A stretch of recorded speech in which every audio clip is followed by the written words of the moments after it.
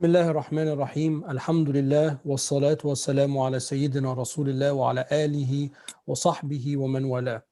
Welcome back to our open question and answer session. Before I begin, last time or a couple of weeks ago, I believe I was asked who will win the US elections. And I responded that we can announce to our entire community definitively that inshallah one of the two candidates will win.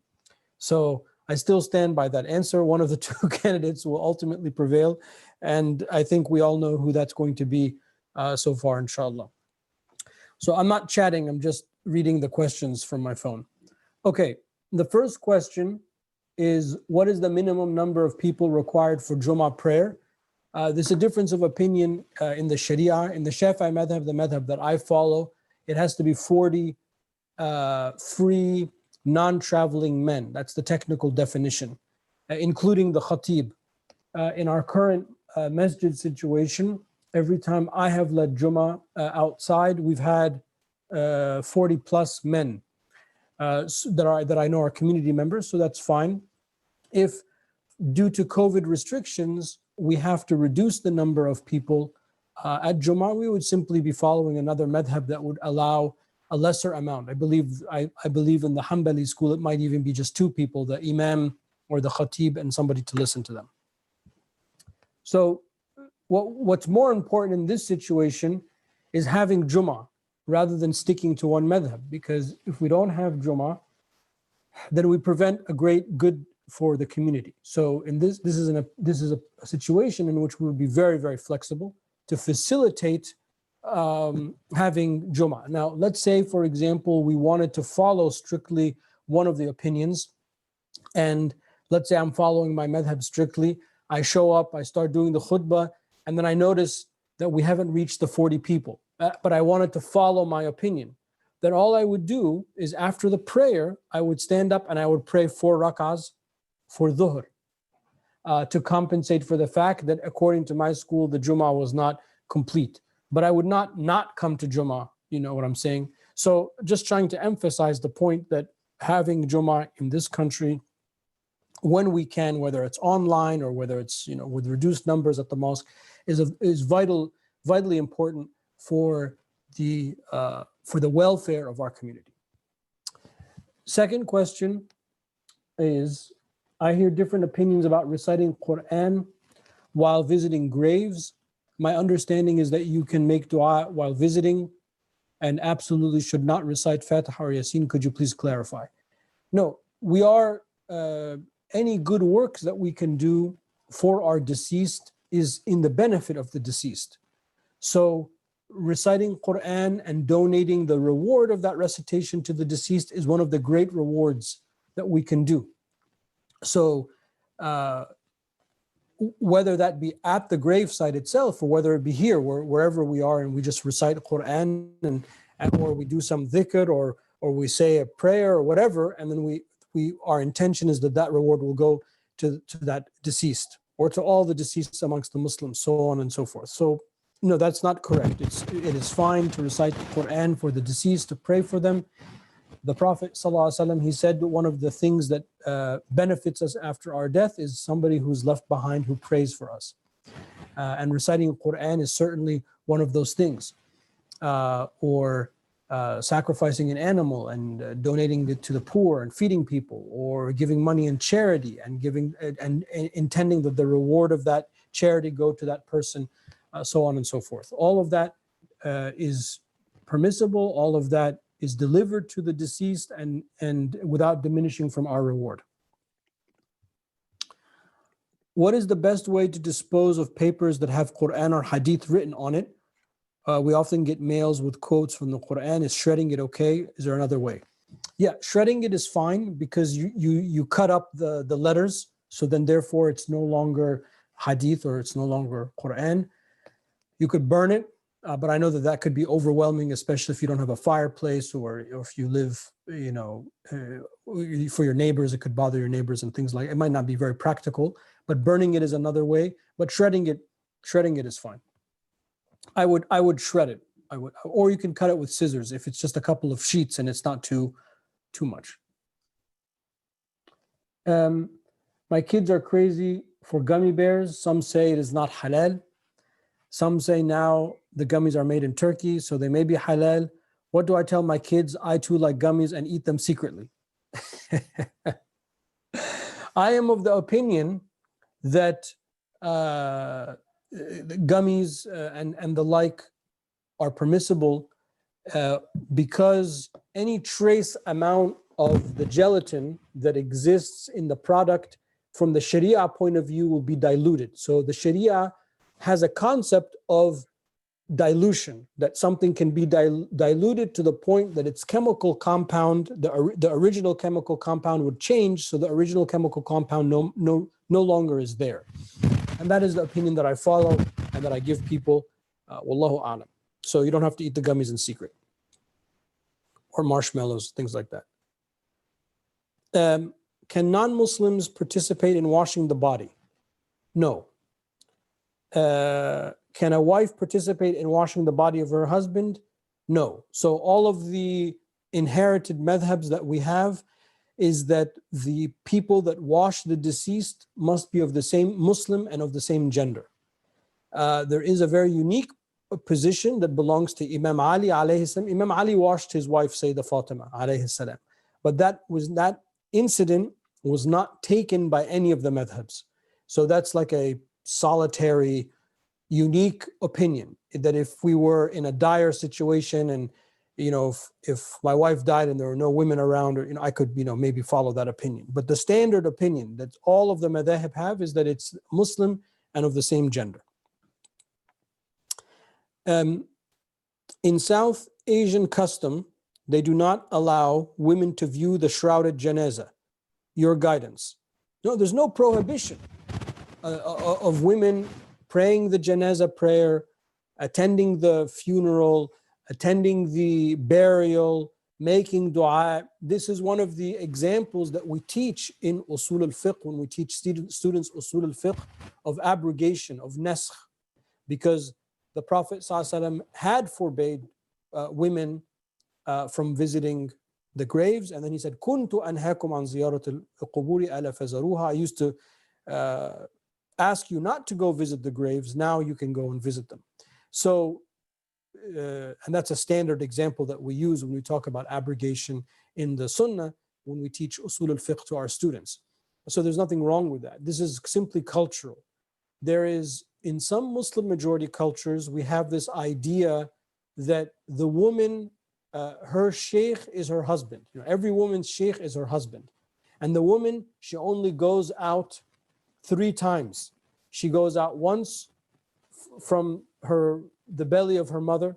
She goes out second time from the house of her father to the house of her husband. And she goes out a 3rd time from the house of her husband to the grave. We don't live in that world anymore. You can't tell young girls that now. Maybe that worked 100, 200, 300 years ago. But now society has changed. So we inherit a lot of cultural baggage in Muslim majority cultures, especially when it has to do with gender. And sometimes we mix that up and we think that that's Islam, but that has nothing to do with Islam. There's nothing in the Sharia whatsoever that prohibits a woman. Women used to fight in battle with the Sahaba, next to the Sahaba and the Prophet ﷺ. And you can't get more, there's no more endorsement than that.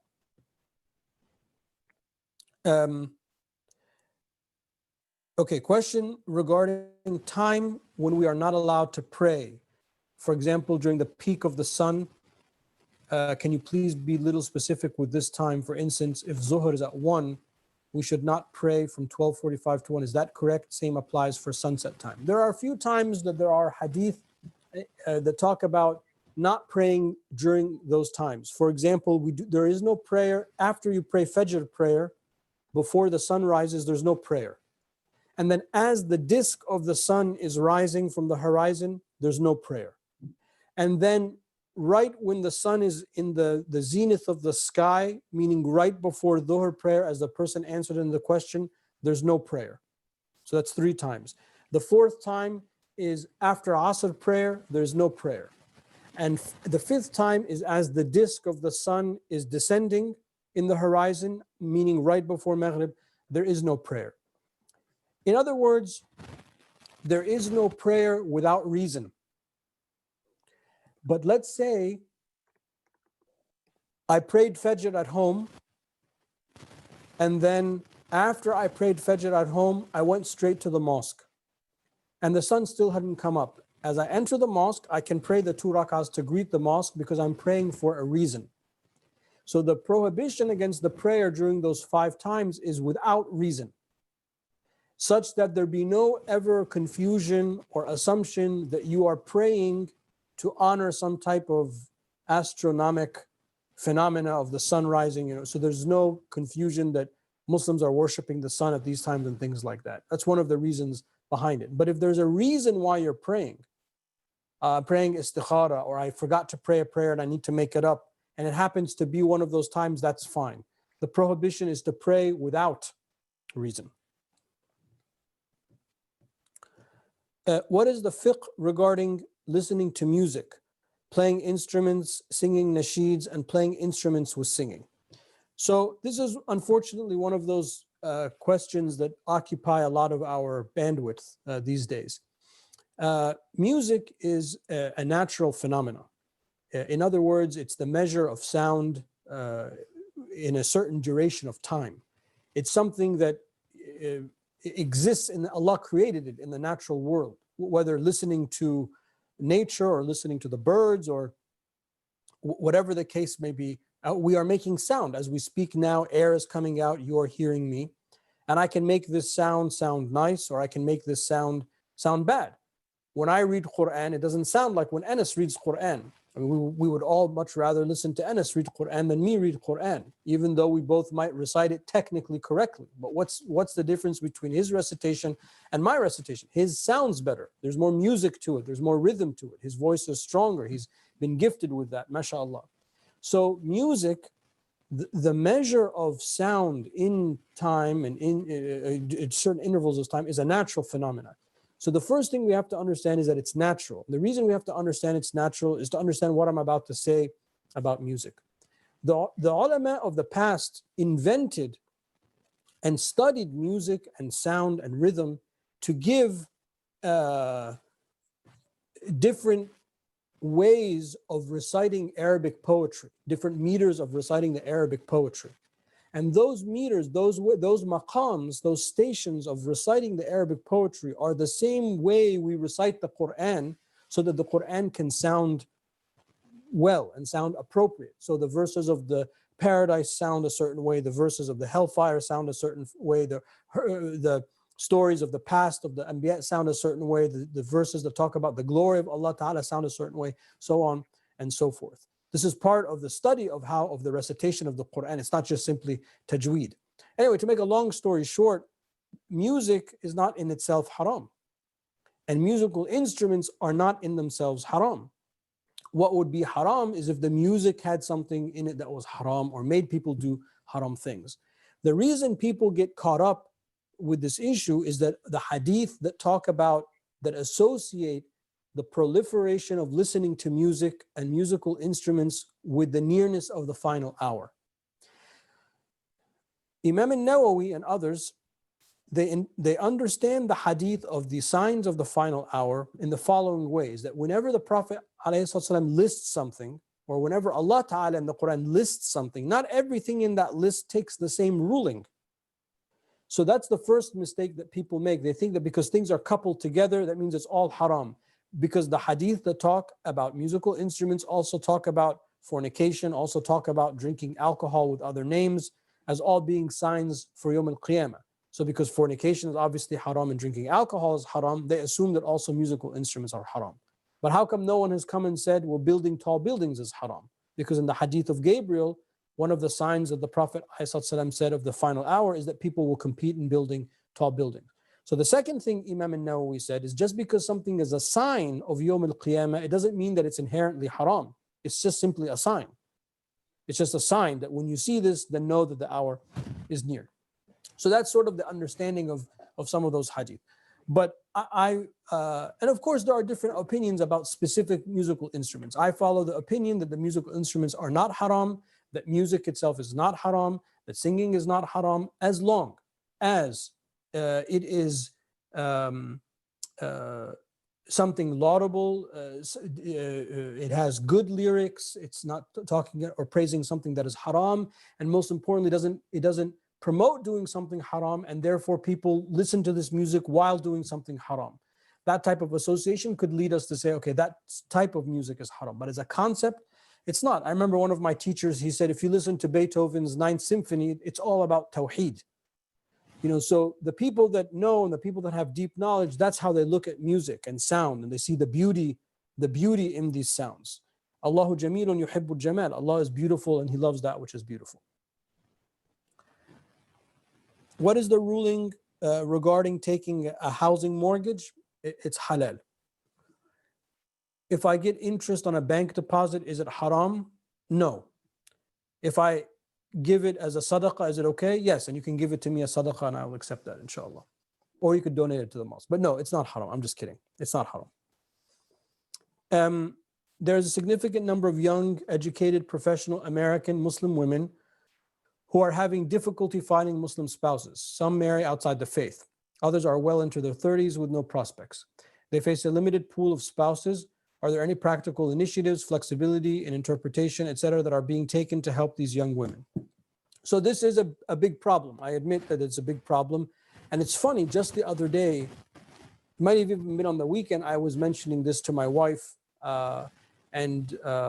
because I have some female students abroad, and I was commenting about, they might even be, some of them, my age category, and still not married. And we were sort of talking about maybe what the problem is. So it is a problem. A lot of the problem has to do is that men seem to be less and less mature these days.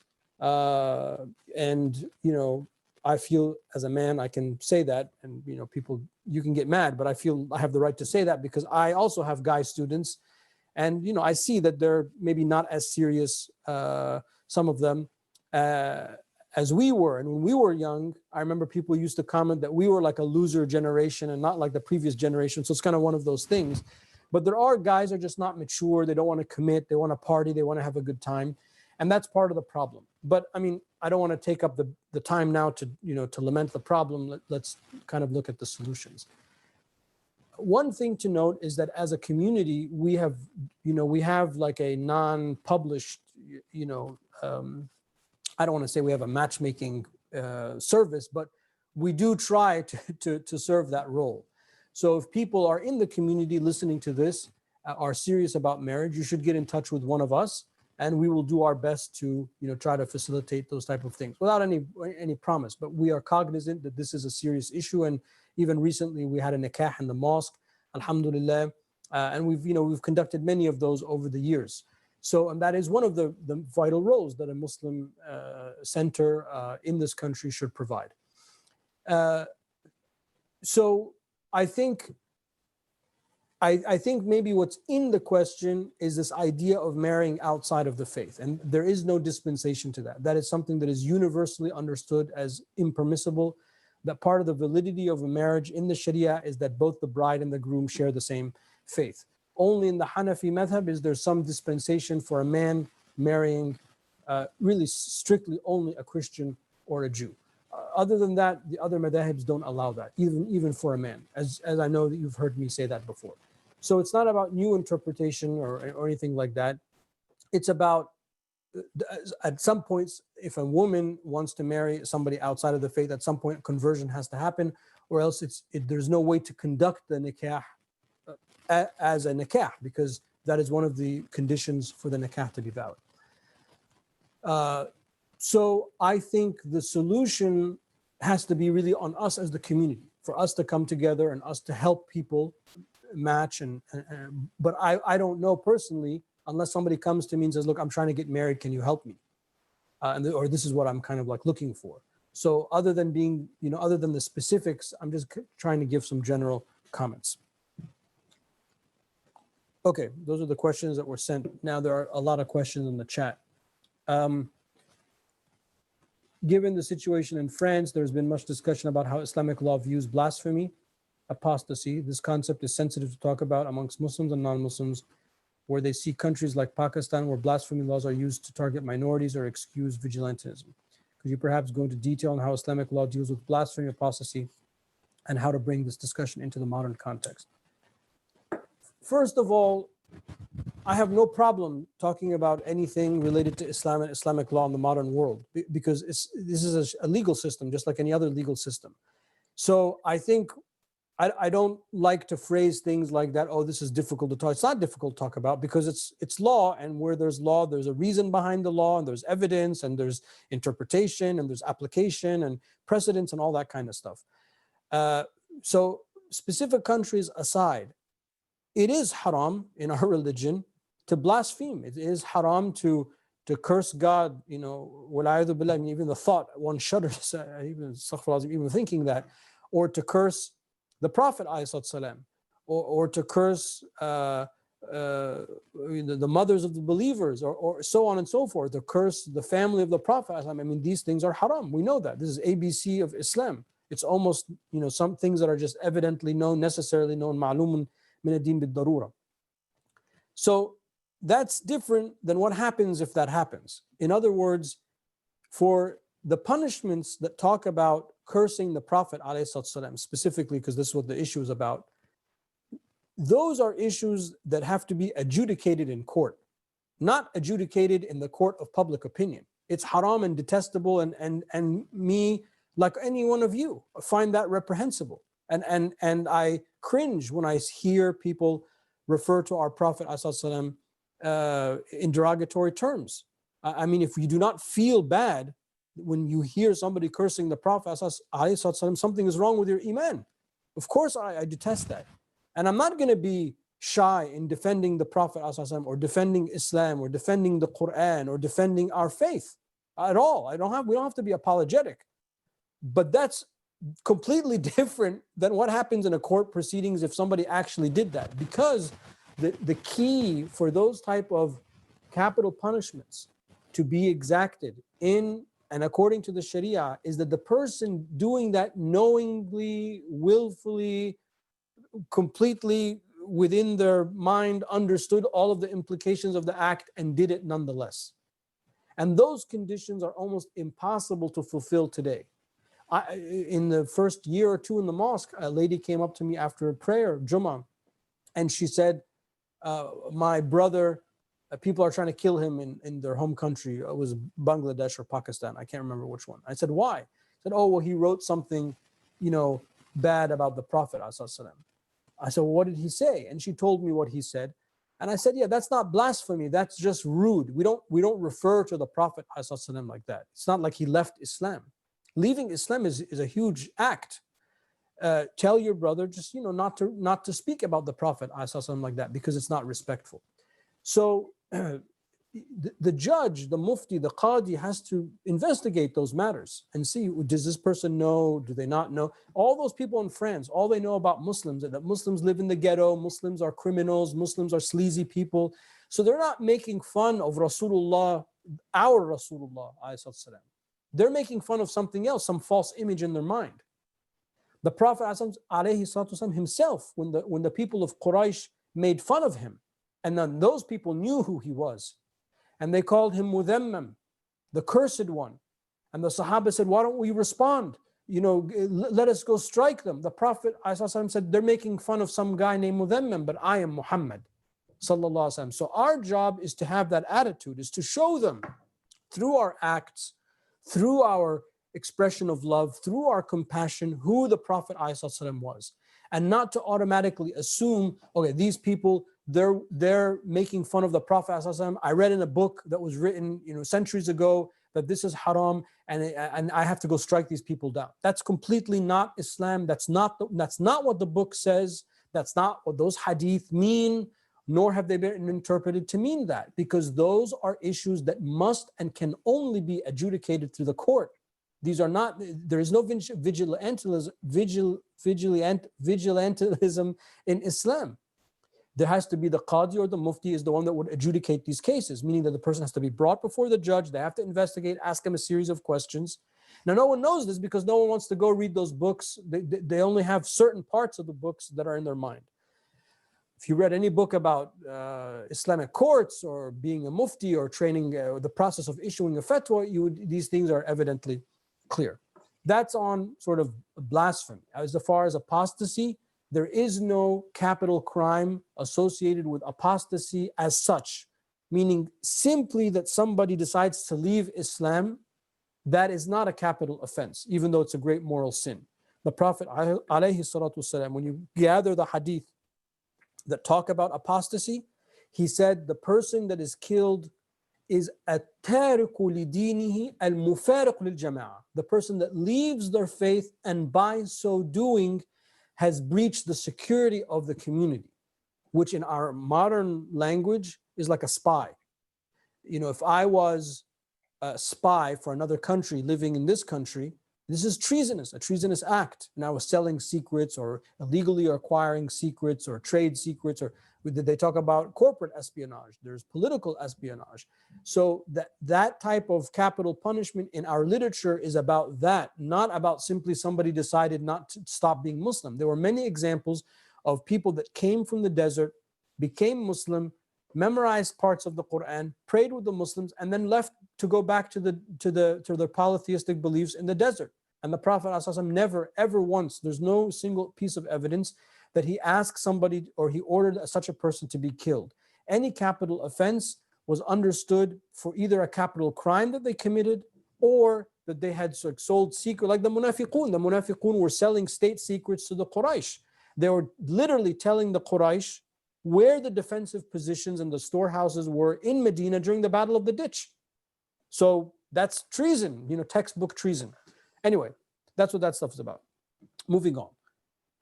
Last time I mentioned that while in the dunya, lineage is determined through the father, and in the akhirah, lineage is determined through the mother. Could you please elaborate? Yeah, when we do the talqeen at the graveyard, when the person is buried, and the person does the talqeen, they do the talqeen by saying so-and-so, the son of, and they mention the mother.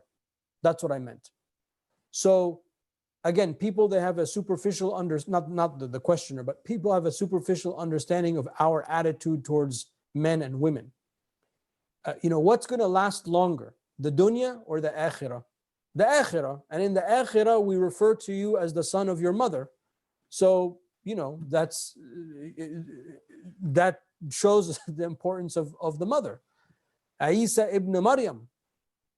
Allah Ta'ala says in the Quran, وَلَيْسَ الذَّكَرِ كَالْأُنْثَى. Most of the Mufassirun, they say when Mary said that, when the mother of Mary said that she was pregnant with a woman, and she said, because they wanted to have a son so they could dedicate the son to the temple. And then when they found out that they were going to have a girl, and then the Quran says, وَلَيْسَ الذَّكَرِ كَالْأُنْثَى, and the boy is not like a girl, most of the Mufassirun, they say because the girl is more special than the boy. And that's the interpretation, or one of the interpretations of those verses. Anyway, so I like to emphasize these points sometimes so people have a balanced approach. That doesn't mean that the lineage from the father is canceled when you die. Of course, that's not what I mean. I'm just trying to point something out. Also, let us remember that all of the lineage of the Prophet ﷺ goes through his daughter, Sayyidah Fatima alayhi salam, for a woman. So the nasab of the Prophet ﷺ goes back through a woman to start out with. And that's also another important fact that we oftentimes overlook. If you cannot recite the Quran yourself, can you get someone like an imam to recite and give them a hadiyah? So the deceased, anybody can give reward, can conduct a pious act and donate the reward of that act to any of the deceased. Any of us can do that. I can read Quran now, read the Fatiha now, and ask that the reward be given to all of the deceased of our community. That's fine. Or to all Muslims that have passed away, etc. So, and what I do, and what I think we should all be doing, is every day at the end of every prayer, when we do the khatm of the prayer, when we sit after the prayer and we do our dua, we should always add two things. We should add one dua for our parents specifically, and we should add one dua for all those who have passed away from the Muslims. to get in that habit that we want to be connected with our brothers and sisters. Do ghosts exist? Ghosts meaning souls of dead people roaming in this world? Sure. I mean, from that point of view, the souls of the deceased are still alive, and that's why people have dreams of the deceased and things like that. But they don't roam around like, you know, like in the movie ways. But they roam around in the sense that when you sleep and your soul is slightly detached from your body, it can meet with the other souls and discourse, etc.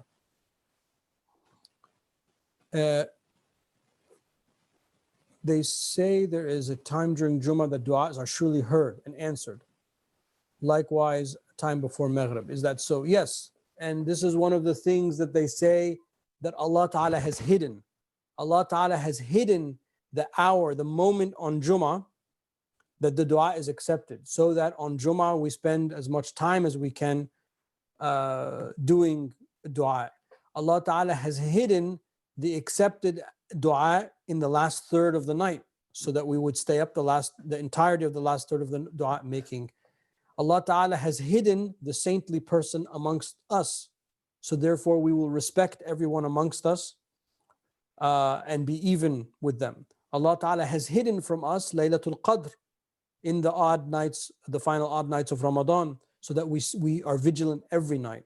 Allah Ta'ala has hidden which act that we have committed that will be accepted, so that we constantly engage in good acts. Allah Ta'ala has hidden His supreme name in His 99 beautiful names, so that we hold on and talk about all of His names. So there are many things that Allah Ta'ala has hidden for the purpose of that we seek the entirety out. So this is one of those things that Allah Ta'ala has hidden from us, the moment, the hour and the moment on Friday when the dua is accepted.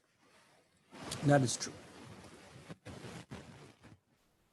What is Islam's view on adoption? Are adopted children allowed to receive any inheritance?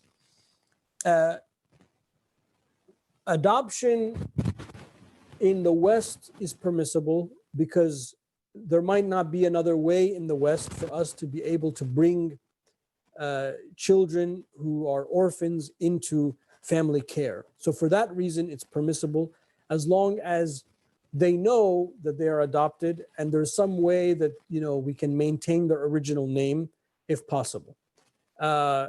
As far as inheritance, the adopted children do not inherit by law, but you can bequest to them, you can leave for them something. And bequests, al-wasiyah, is part of the Sharia, and you can bequest up to a third of your wealth to anybody for anything. If it's more than a third, you must take the permission of all of those people that would inherit from you naturally. So that's how you can solve that problem. What is the best way to connect with God while you are partying? I don't think praying. I think it might be a typo. I think it means praying. What is the best way to connect with Allah when you are praying? How do you have khushu'? There are a couple of secrets that Imam al-Ghazali talks about with the prayer.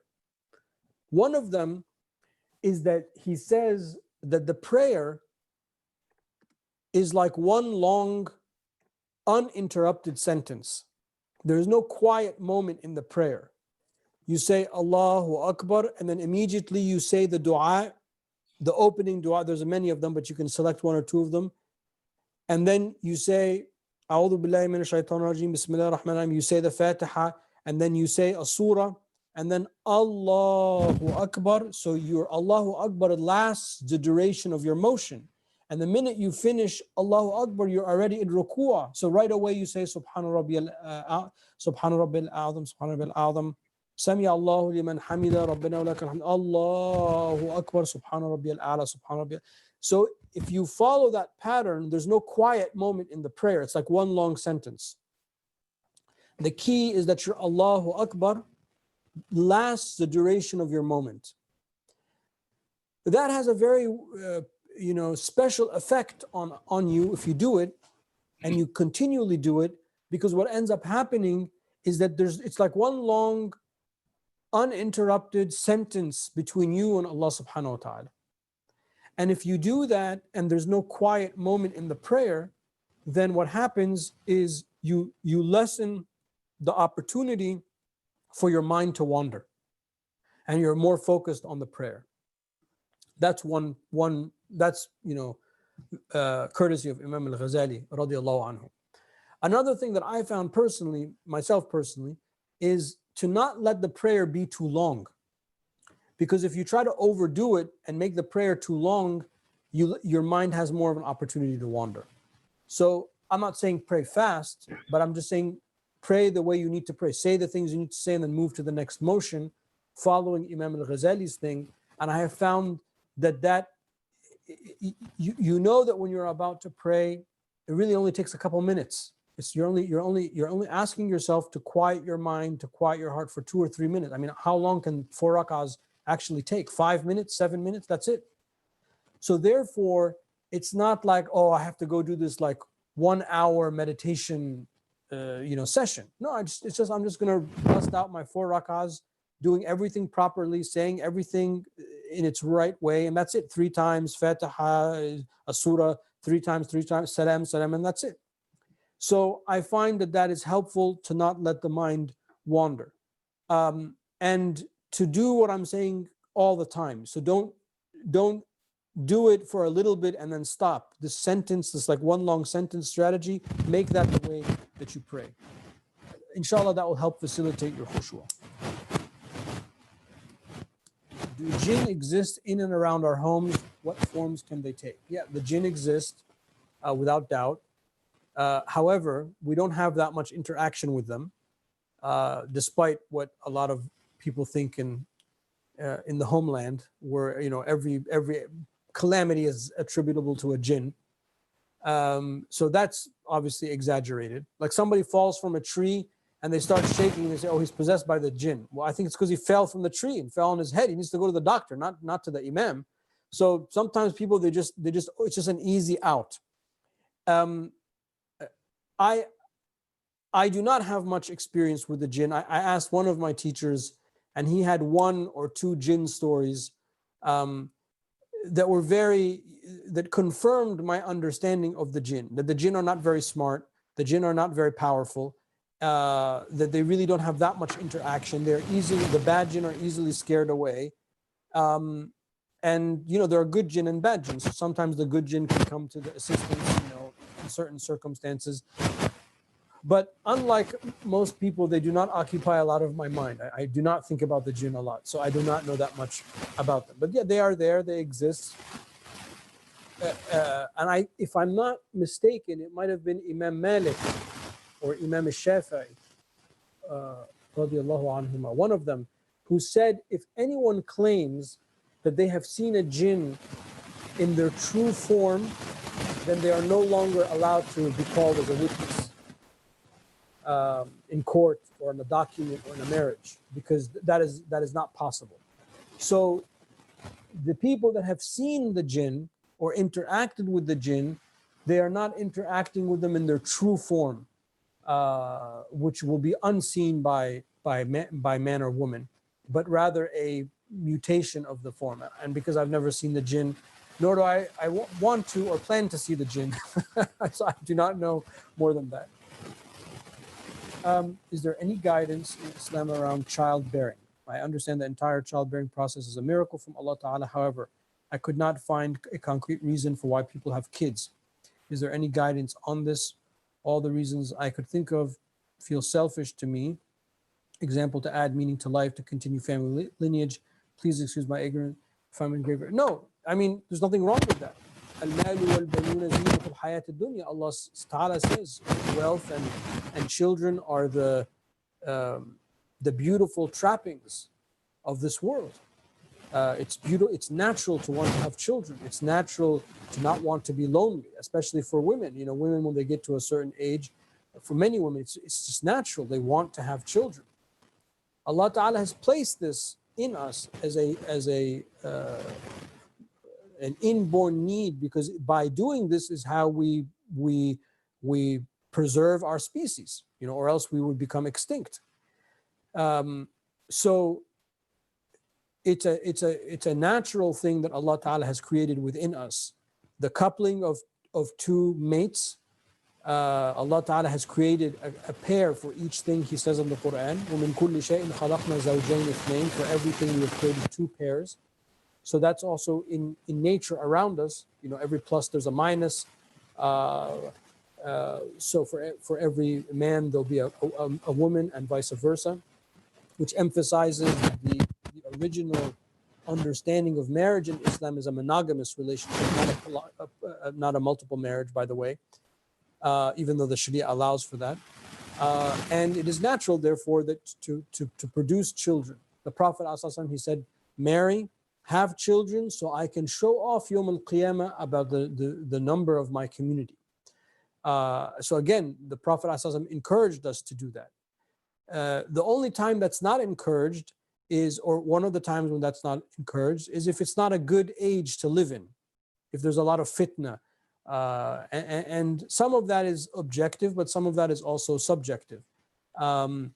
So other than that, it's just that's those things that you've discovered. Whoever asked the question, that's natural. It's not selfish at all. Allah Ta'ala has created.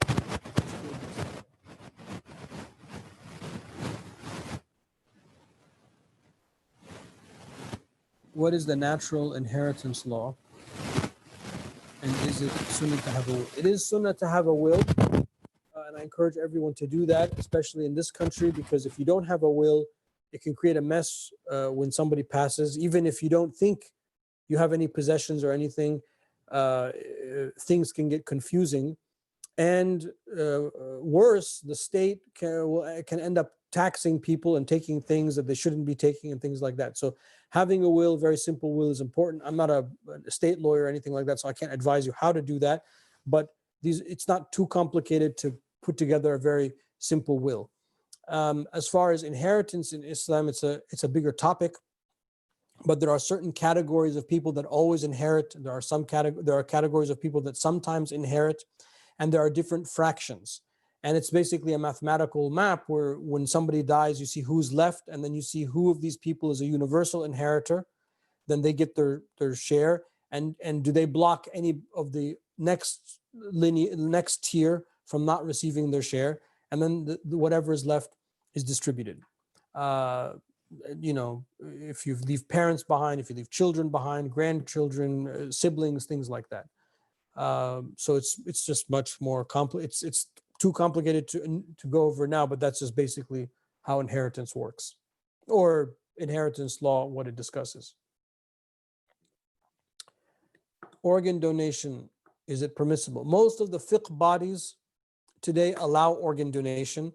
I follow the more conservative position that it is not permissible. So I believe that it's not permissible, and I am not an organ donor and that's what I teach my children and my students. But most of the major fiqh bodies allow it. So you can say that there's a difference of opinion and people can follow what they feel inclined to.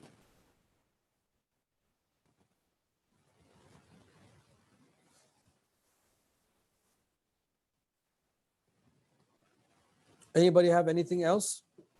See if I got any messages.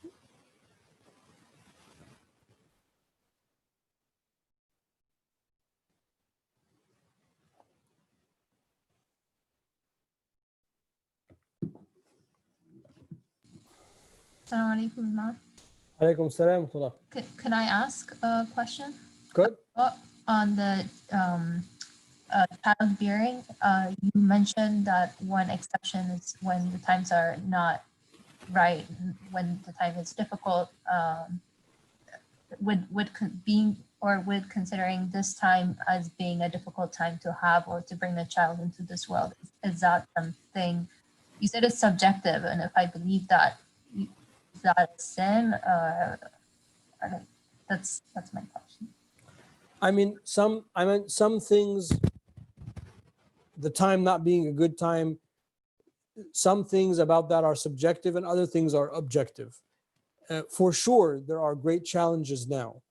But there are some people who live in circumstances in which, you know, their little piece of earth is fine. They don't have any of those challenges. So on the whole, it's a great time of fitna, without doubt, the age that we live in. I mean, I would never go so far as to tell people not to have children, because I don't feel that's my right to do that. After everything that I just said, it being natural and whatnot, and I have children myself and things like that. But there's no doubt that it's a bad time from many points of view, and especially for us in the West, it's a very bad time, and we are, there is an onslaught of this ultra, left progressive agenda that infringes on many of our core beliefs, the belief in the absolute and certain things that are not changeable for us.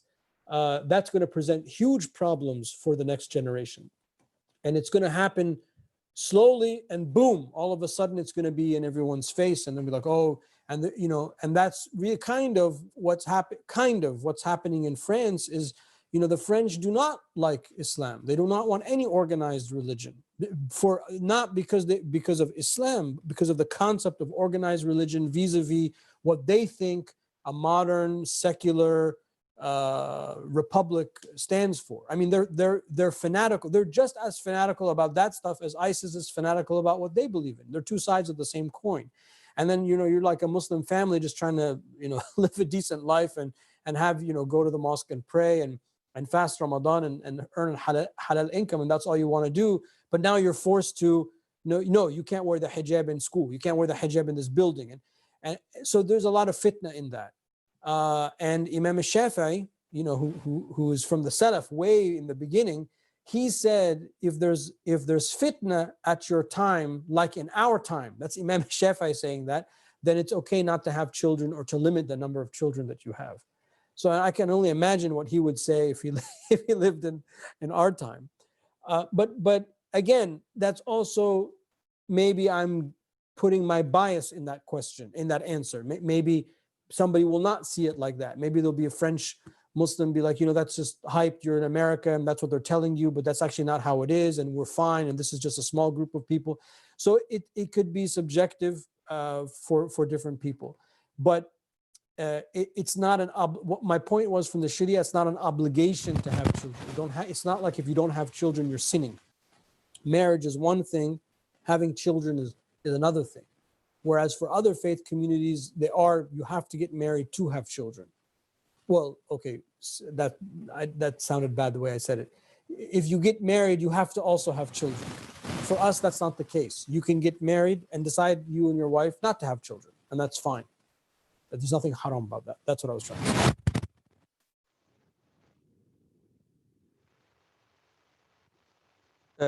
Did that answer the question? That answers the question. Thank you. Why I don't subscribe to organ donation?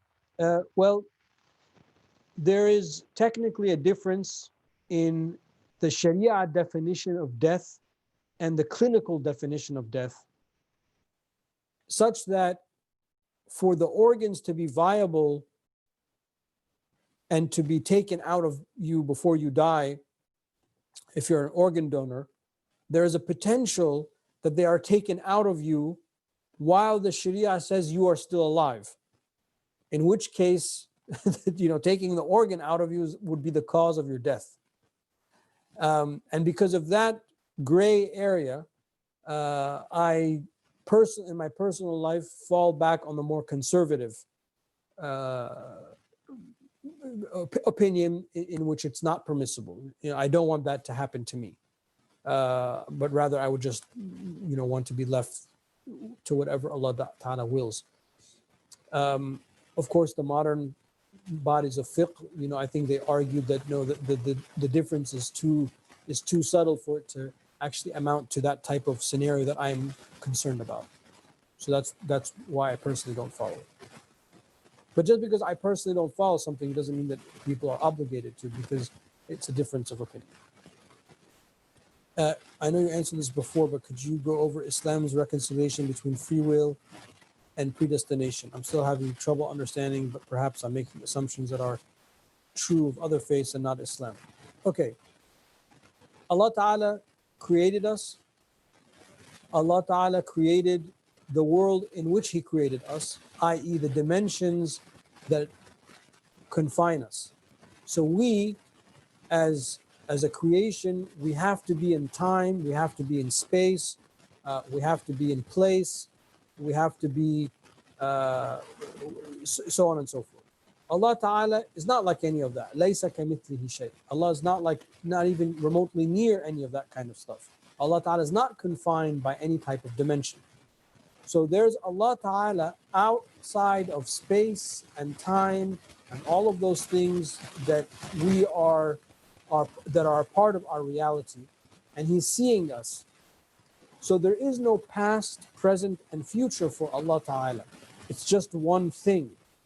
So Allah sees what we have done, what we are doing, and what we will do from one vantage point, because nothing escapes Allah Ta'ala's knowledge.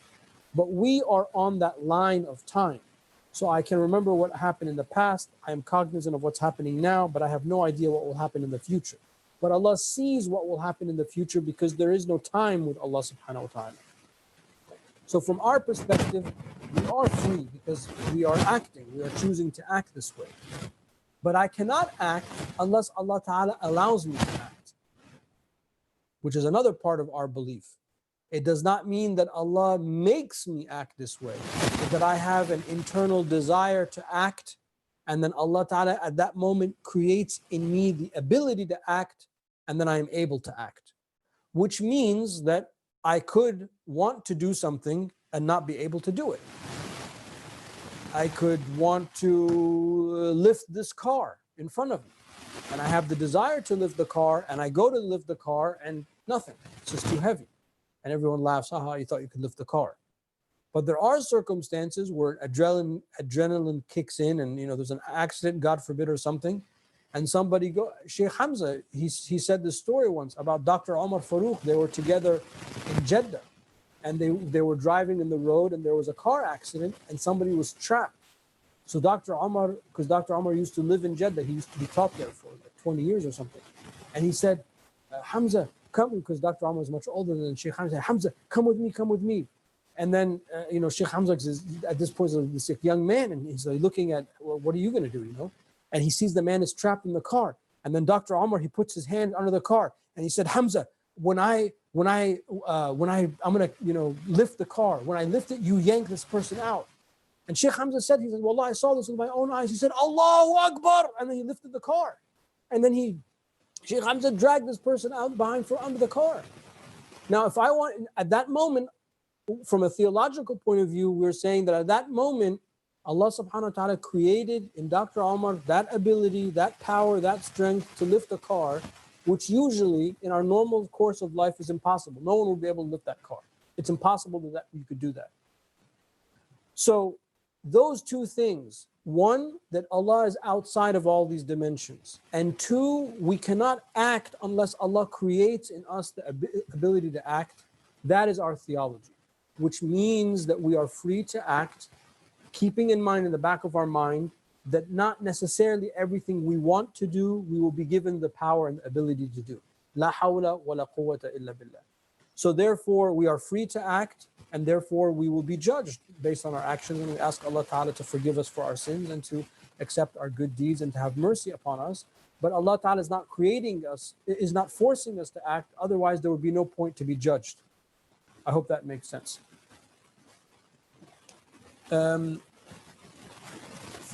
Following my response on organ donation, would it also be an issue on the donation of organ or organ parts from one living person to another, such as a kidney or part of the liver? No, that's different because that doesn't cause you death. And as long as your doctor okayed you, like, a parent wants to give a child a kidney or a relative, that's fine. That's a medical issue, not an issue of the Sharia. Do people get possessed by jinns? They can, but you have to be very weak for that to happen, because all of the basic things a Muslim does on a day-to-day basis protects them from all of that. Wudu, reciting the Fatiha, praying, you're going to be safe from that. Inna kayda shaytani kana da'ifa. Allah says in the Quran, the machinations of Satan are weak vis-a-vis the basic things that we do. So if somebody's possessed by jinn, most likely they're a person that doesn't pray, that doesn't fast, that, that's just like Muslim kind of in name. Not always, but usually that's what it means. So yes, it's theoretically possible that a person gets possessed by a jinn, but highly, highly unlikely.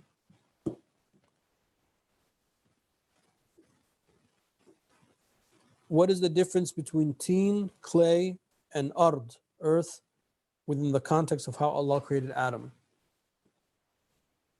That's a very good question.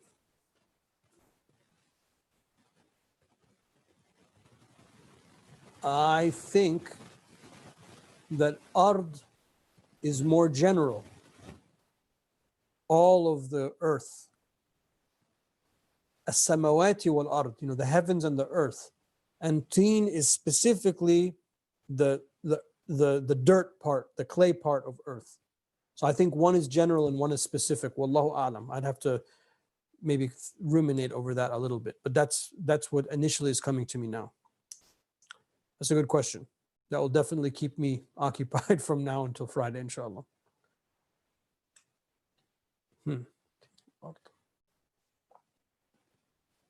Because when Allah says, that He created as-samawati wal-ard, the heavens and the earth, we would understand by that the oceans and the seas and land and the forests and all of that.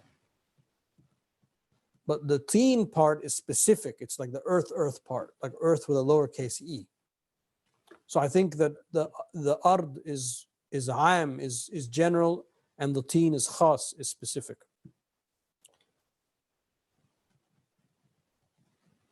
From last time you were going to follow up on the question if a woman can conduct a nikah. She can't. A woman cannot conduct a nikah. It has to be a man. I did look that up. I think I forgot maybe to. No, I did. I said I would share it in the next time. Yeah. So that is a condition for the conducting of the nikah. No, was that the question? Yeah, that was the question. Yeah. Actually, I don't know if I looked it up. I thought we were asking about the witnesses in the nikah. The witnesses, they have to be men. Conducting the nikah,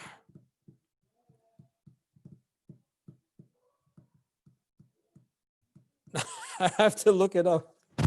I was supposed to look up the witnesses. Yeah, I know. I remember someone asked if a woman can officiate in the nikah. I don't think a woman can officiate the nikah, but what I looked up was the witnesses. I think maybe I forgot to look up the specific. Okay, I'll make a note. I apologize.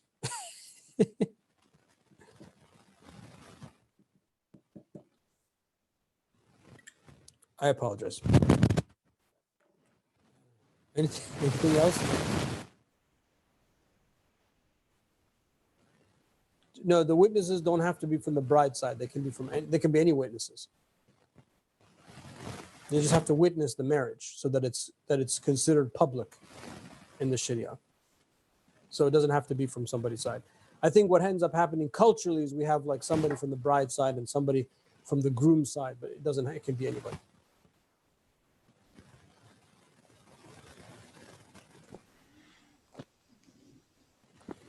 Yeah, so the witnesses in the nikah have to be men.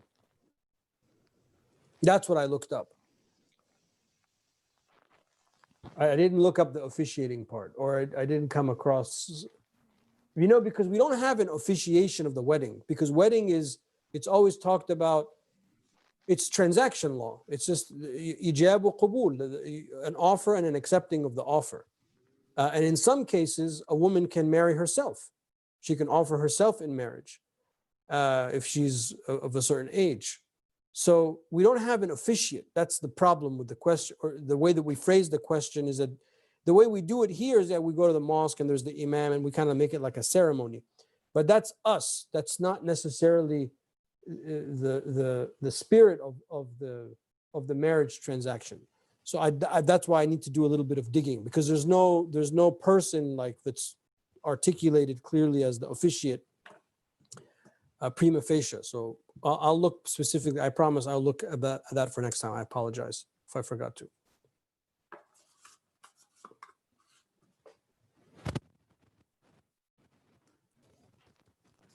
Welcome, Tarek. Could I ask a follow-up question with regards to creation?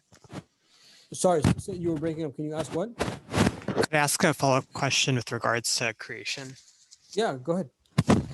So in Surah Sajda, I think Allah mentions how He fashions Adam in proportion, breathes, the ruh into Adam, gives him hearing, gives him sight and hearts. Does the Quran ever go into how that process, or the hadith, how that process occurs?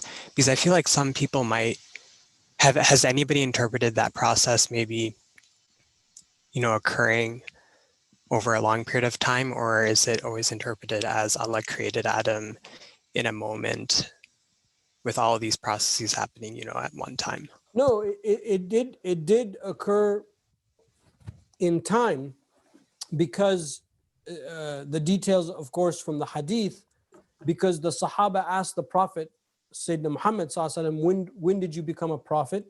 And he said, وَآدَمُ بَيْنَ الرُّوحِ وَالْجَسَدِ, when Adam was still between his clay state and before the soul was breathed into him.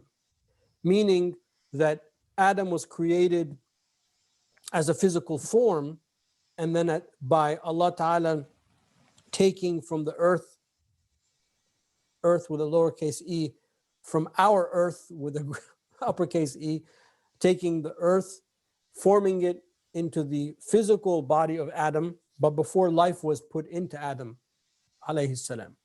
So that would, that plus the fact that we believe time with Allah subhanahu wa ta'ala is different than the way we tally time on our earth.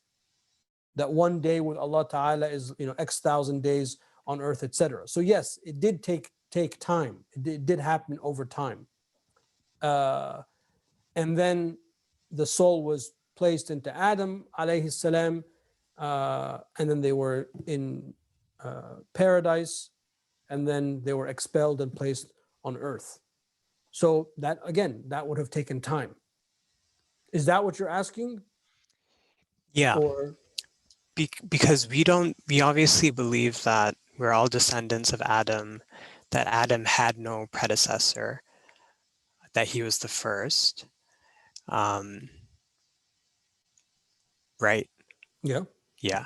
And it was just curious to me, because when I revisited this ayat with, the human being fashioned in proportions, and sight being given, and hearing being given, and heart being given, it almost sounded a lot like, because in evolution, they obviously believe that these traits accumulated over time, one by one.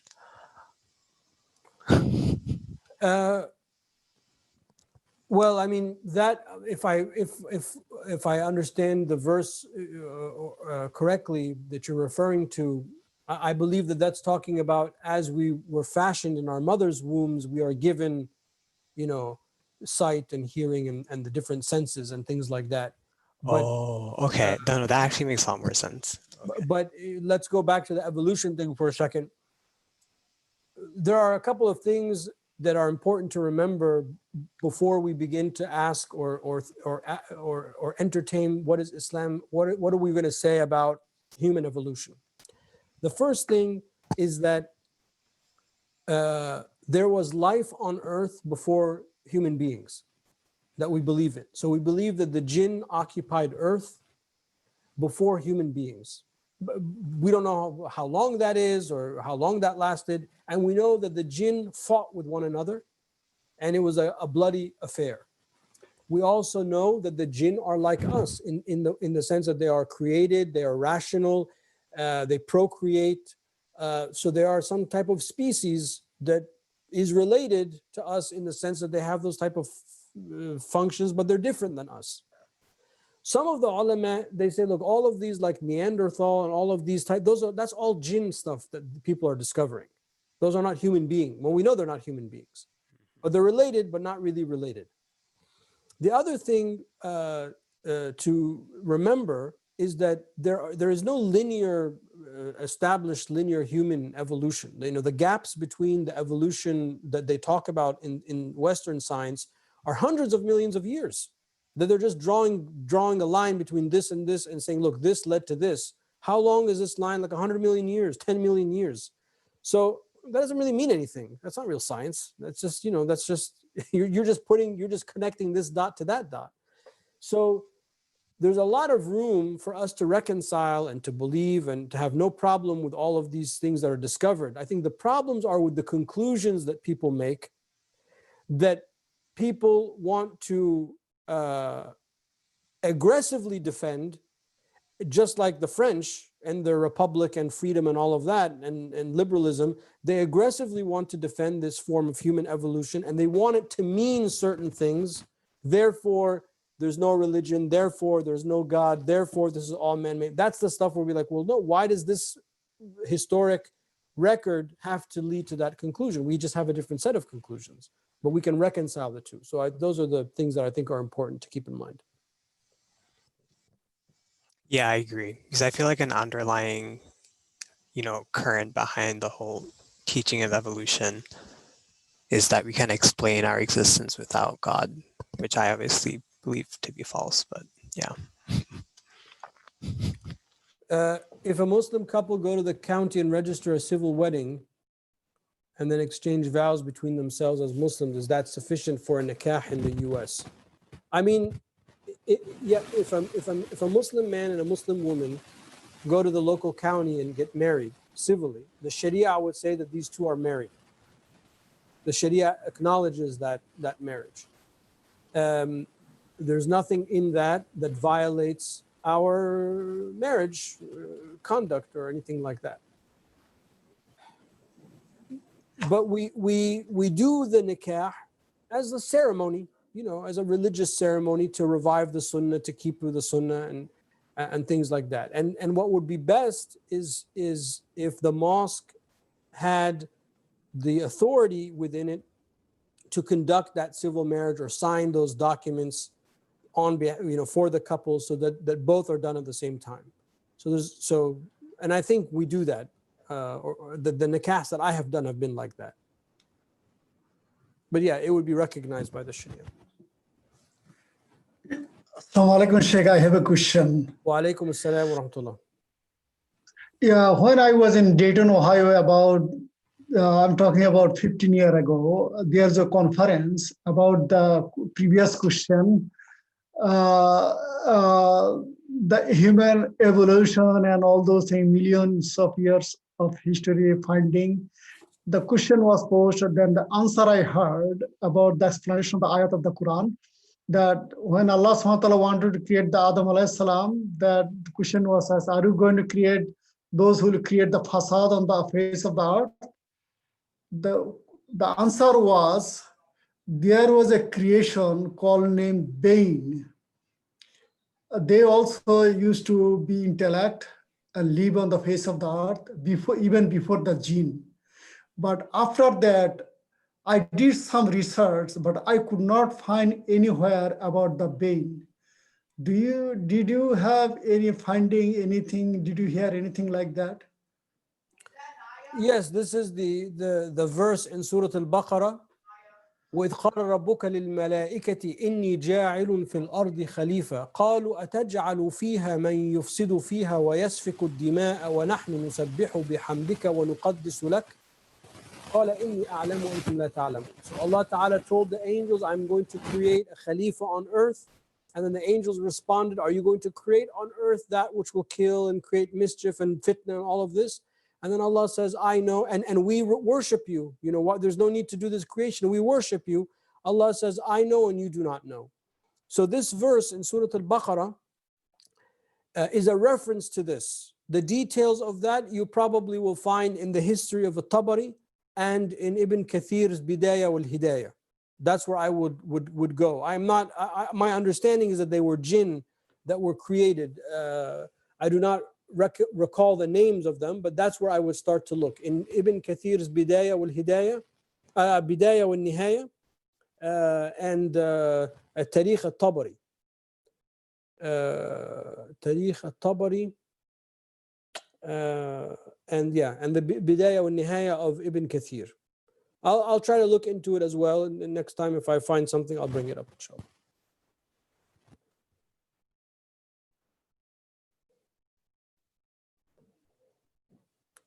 Anything else? Okay, I hope I answered some of these questions to everyone's satisfaction.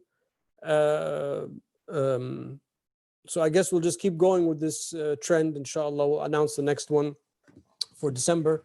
Ask Allah subhanahu wa ta'ala to keep us safe, to forgive us for our shortcomings. We ask Allah ta'ala to have mercy on all of our brothers and sisters who have passed before us. We ask Allah ta'ala for His mercy and forgiveness for our parents. We ask Allah ta'ala to protect our children from all harm in this world and in the next.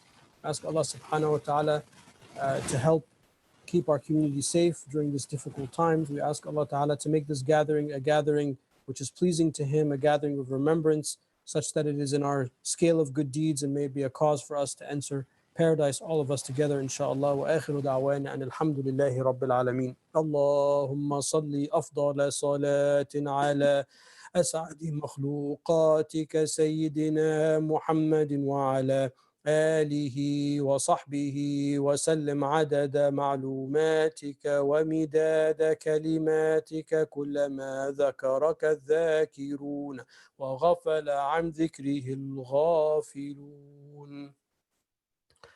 السلام عليكم ورحمة الله وبركاته.